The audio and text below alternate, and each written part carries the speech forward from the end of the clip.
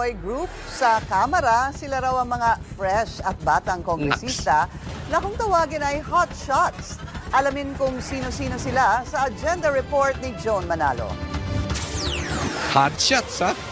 Dito sa Pilipinas, hindi lang sa TV nakikita ang girl at boy groups. Dahil sa Kamara, may tinatawag ding hotshots. Nako. Sila lang naman ang fresh at young legislators ng 20th Congress.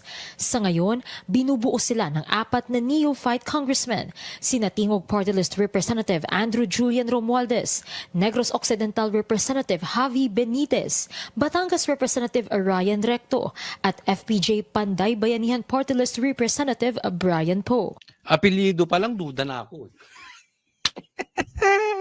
Boy band, ano? Ay, nako. Hoy! Wag naman sana kayo ang bagong laruan ni Tambaluslos. Wag naman sana kayo ang bagong utu-uto ni Tambaluslos. At sana hindi naman kayo ang mga bagong magiging korap ng gobyerno. Hindi kayo yung bagong paggagastusan ng pera ng taong bayan. Abangan natin. Ako may tanong lang. Ano kaya ang magiging proyekto nitong 4 na ito? Ano kaya ang maitutulong ng 4 na ito? Ano kaya ang kanilang gagawin para maiahon ang mga Pilipino sa paghihirap? Kasi baka mamaya lang naman, pangungunahan ko, baka sabihin ninyo, tumama ako, tsamba na naman. Baka sabihin ninyo, manghuhula ako. Pero kasi hindi maganda ang pakiramdam ko dito, apelyido pa lang, medyo ano na ako rito eh. Di ba? Anyway, let's give them the chance. Pero sana, since mga bata kayo, sana nakikita ninyo ang nangyayari sa politika. Hindi sana kinain ang utak ninyo ng kapangyarihan at an early age. Sana hindi kinain ang utak ninyo ng pera at an early age. Sana ilagay nyo sa puso ninyo na kayo ay talagang nandiyadyaan para magsilbi sa taong bayan at hindi lamang kay Tambaluslos. Kasi baka mamaya at ako'y malakas ang kutob ko, bagong attack dog lang kayo. Baka mamaya wala kayong proyekto, pero ang proyekto nyo lang ay hanapan ng butas ang Duterte. Una, hanapan ng butas ang mga Duterte vloggers. Hanapan ng ikahihina ng black propaganda ang mga Duterte. Pero bulag kayo sa kalokohang ginagawa ni Tambaluslos at ng ibang mga congressman. Ayoko kayong pangunahan, pero uobserbahan namin kayo. Kasi baka mamaya wala na kayong aatupagin kung hindi kaliwat ka ng Duterte.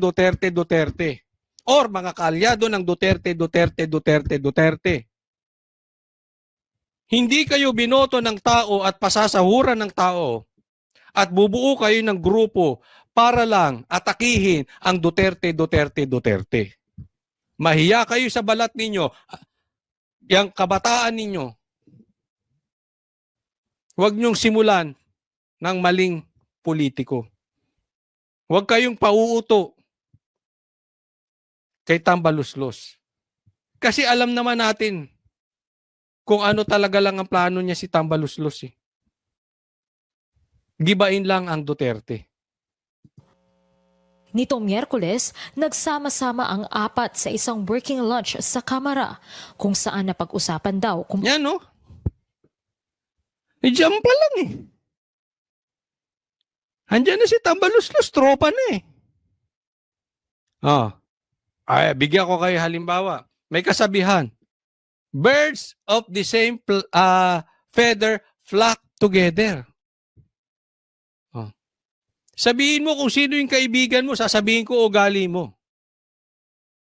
Huwag kayong magdidikit sa taong yan. Baka mamaya ayaw nyo na rin ng kalaban. Baka mamaya takot kayong lumaban ng patas. Baka mamaya puro pamumulitika ang gagawin ninyo. Hindi naman talaga pagsilbi sa taong bayan. Paano gagampanan ang kanilang bagong tungkulin bilang mga mambabatas. Sabay din silang dumalo sa 3-day executive course on legislation ng Kamara na naglalayong palalimin ang kaalaman at kahusayan ng mga bagong miyembro ng Kamara. Bagamat hindi raw ito opisyal na pangalan, honored daw si Naku, pambihira. Sabi ko sa inyo, well, anyway, ayoko silang husgahan. Pero talaga masama ang kutob ko sa mga ito. Baka mamaya, batang version lang to ni Abante. Batang version lang ni Paduano, ni Barbers, ni Dan Fernandez. Pero ang gagawin nito, iisa lang din. Pamumulitika at hanapan ng butas ang mga Duterte at mga Duterte vloggers at Duterte supporters. Baka mahiya kayo. Baka pinabatang Abante lang kayo at pinabatang Paduano. Benitez na mapasama sa isang good company.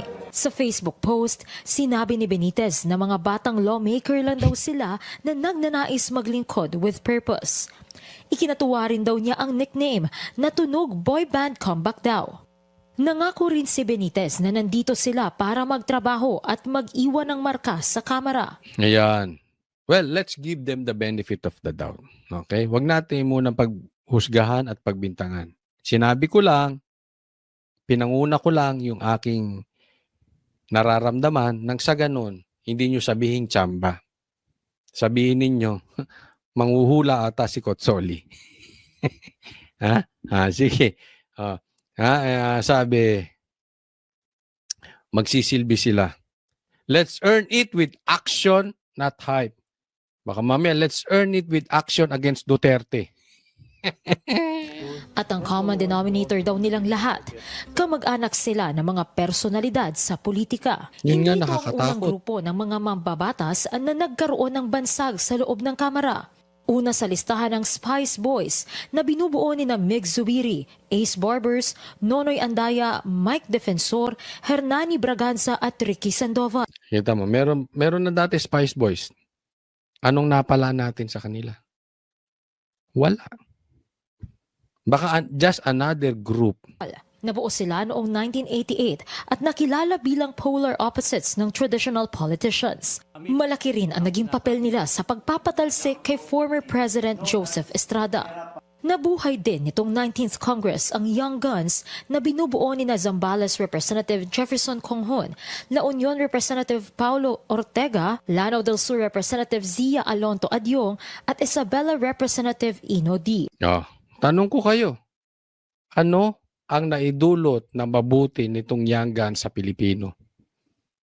O ito ay nagamit lang para butasan ang Duterte? Pamumulitika lang laban sa Duterte. May naitulong ba ito sa inyo? Di ba? Anong purpose ng grupo? Parte rin sila ng mga kongresistang aged 40 and below na tulad ng ibang grupo, naglalayong makapagserbisyo sa mamamayan. Nakilala ang Young Guns bilang ilan sa mga sumuporta sa naging investigasyon ng House Quad Committee na sumentro sa mga issue ng POGO, drug war, extrajudicial killings at iba pang human rights violations. Para sa agenda, Joan Manalo, Billionario News Channel. Meron pa kayo sumentro sa human rights. Human rights.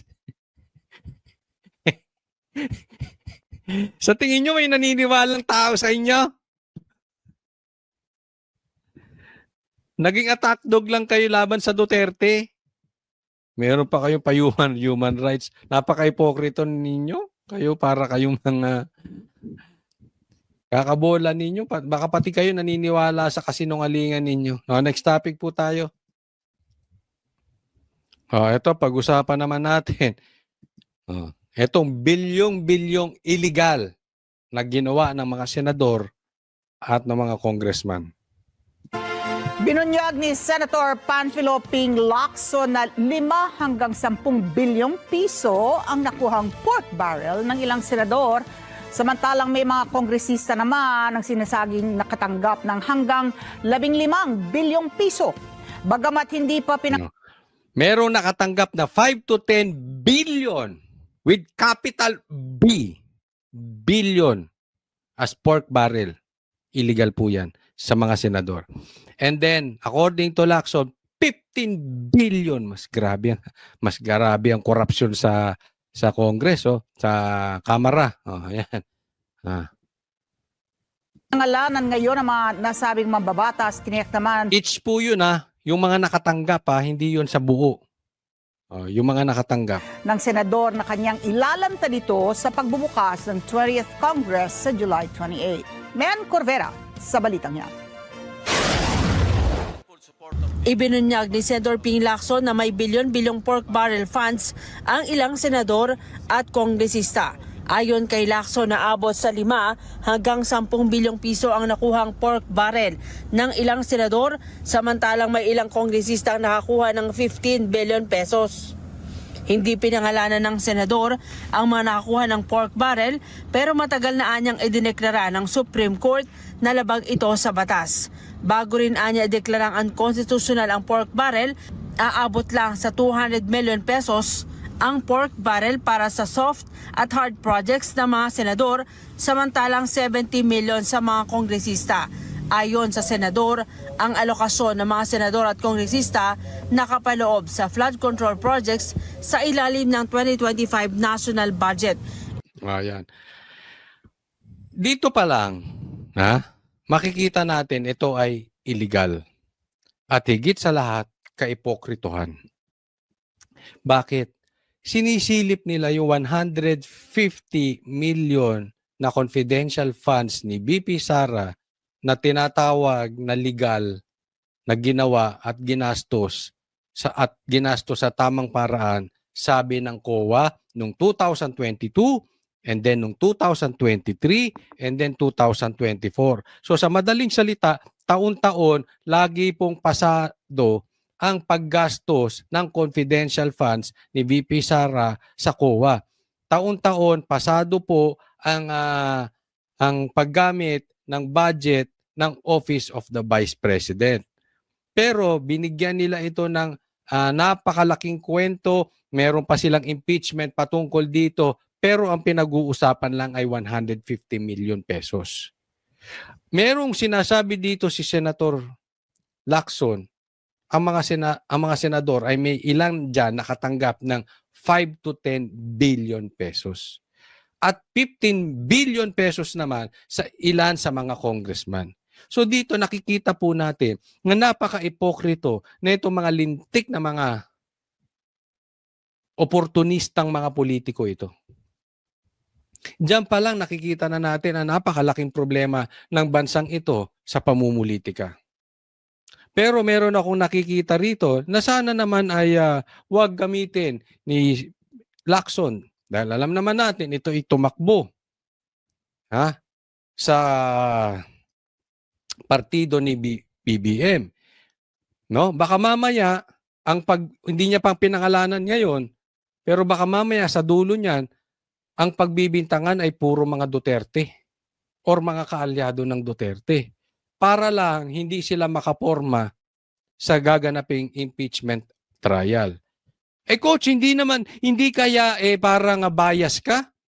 Pag ang itinuro niya ay maka Duterte, sasabihin mo sinisiraan lang? Hindi po. Alam niyo kung bakit? Kasi napaka-imposible naman na ang puro masasangkot dyan or karamihan ng masasangkot dyan sa pork barrel na yan ay puro maka Duterte, considering na ang nakaupo ay administrasyon ni Marcos.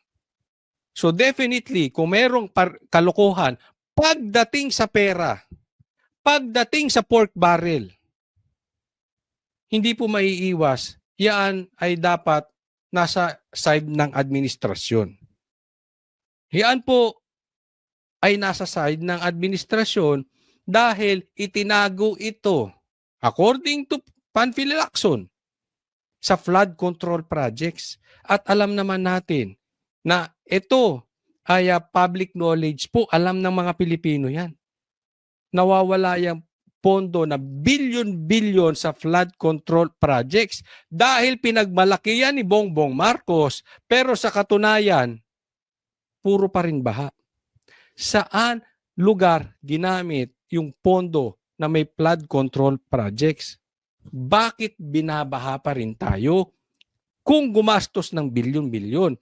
Kung itong bilyong-bilyong ito ay itinayo na lang ng negosyo, infrastructure, makakatulong pa sa bawat Pilipino na makapag-create ng trabaho. Pero kung iginawa mo yan para isugpuin ang baha, okay lang din.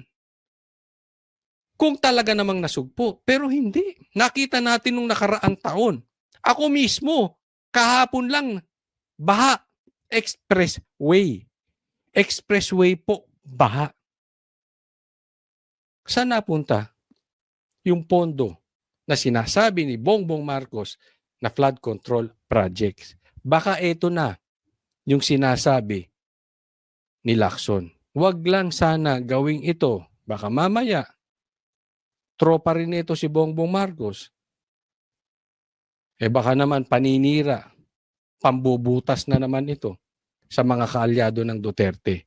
Pero antayin po natin, pangalanan niya isa-isa. Sana ito ay hindi parang press release lang para siya ay mag-ingay.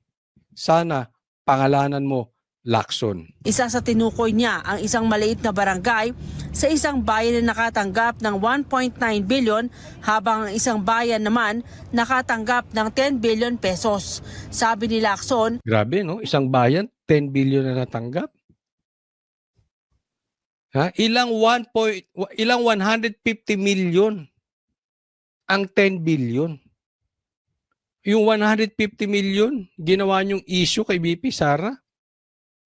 Kayo ganyan-ganyan na lang kayo kumuha o gumastos ng pera na bilyon-bilyon.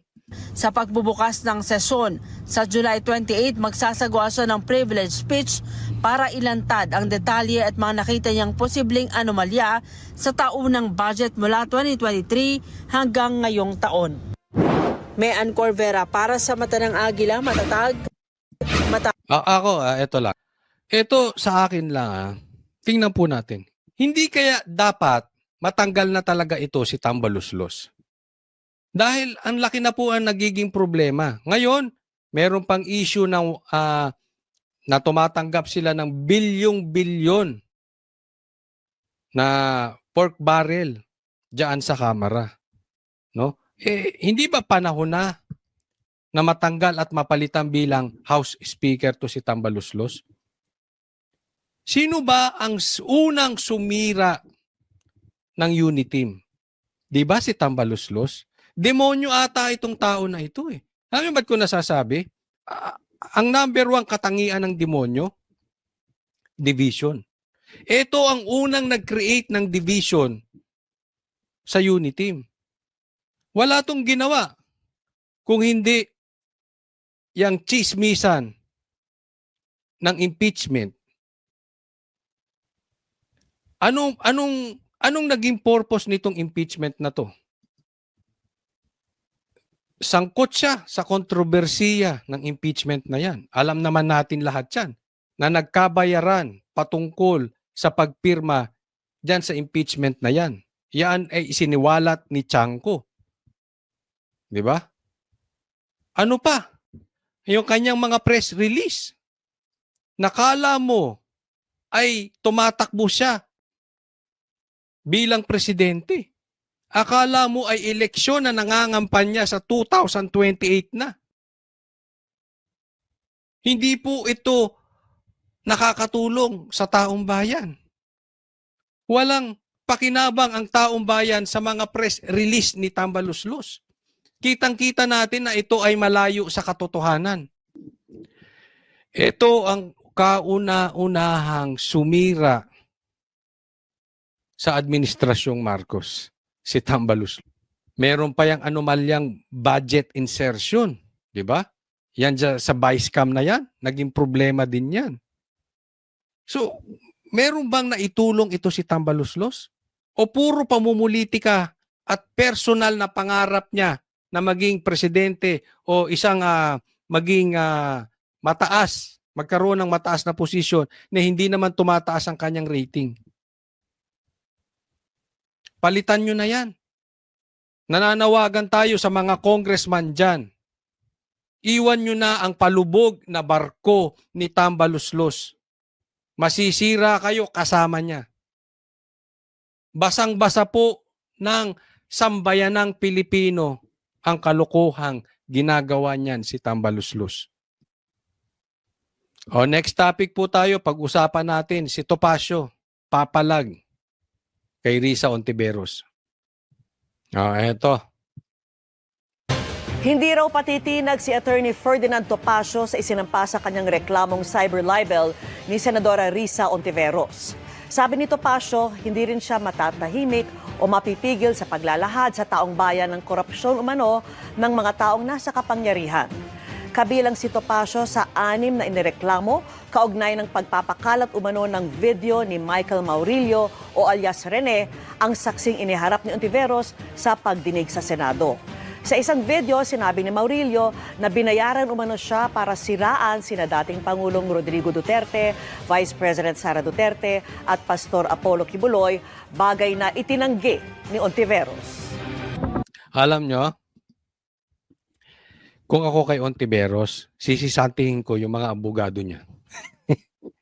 Yung political advisor niya, sisisantihin ko. Maling-mali na sinama nila si Atty. Topacio.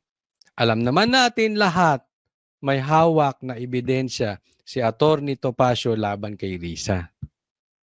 Isinama niya. Mauubliga ngayon maglabas ng ebidensya si Atty. Topacio. Or, probably, baka pati si Atty. Topacio o si alias Rene magdemanda na ng diretso sa korte. At ininit niya, dinawit niya na ito si Atty. Topacio. So talagang magtutuos na sila dyan. Magkakalabasan ng ebidensya. At hindi naman po sasabihin ni alias Rene na nakasama niya na ibinahay ni Risa Hontiveros ang mga ilan-ilang ICC witnesses. Nako, naniniwala ako may mga pictures yan. May mga ilalabas na ebidensya na itong mga ICC witness na ipinagmamalaki nila kasamang ibinahay ni Risa. So doon pa lang, tataob na siya dyan. Ang masama dito kay Risa, dahil sa kadaldalan niya, nabitag siya ng kanyang pagkahilig sa camera. Ako sa tingin ko, yan ang gusto talaga ni alias Rene. Kagatin niya nang sa ganon, lalong mabisto ang kalokohang pinaggagawa ni Risa Hontiveros. Ako sa tingin ko, yan din ang gusto ni Atty. Topacio. Sumagot siya. Para sa ganon, magkalabasan ng ebidensya. Instead na tumahimik si Risa, nag-ingay. Yari siya. Ako sa tingin ko, maling-mali yun. Walang lusot dito si Risa. Kasi alam mo kung nagsalita si alias Rene, nagsalita si Atty. Topacio, tumahimik lang siya, baka makaligtas pa siya. Kasi hawak naman nila ang media. Walang papansin. Di ba? Siya mismo, in-engage niya ang media. Obligado na ang media kunin ang side ni Atty. Topacio. Kunin din yung balita ni alias Rene. So kung sino man ang nagpapayo sa'yo, o kung sino man ang abogado mo, palitan mo na yan. Risa, mali-mali ang mga payo sa'yo. Walang maidudulot yan sa'yo. At yun nga mga kababayan, anong masasabi niyo sa balitang ito? Maaring ihayag ang inyong opinyon at kuro-kuro sa comment section sa ibaba. Huwag din kalimutang mag-like, mag-subscribe at mag-share sa bidyong ito. Maraming salamat sa panonood.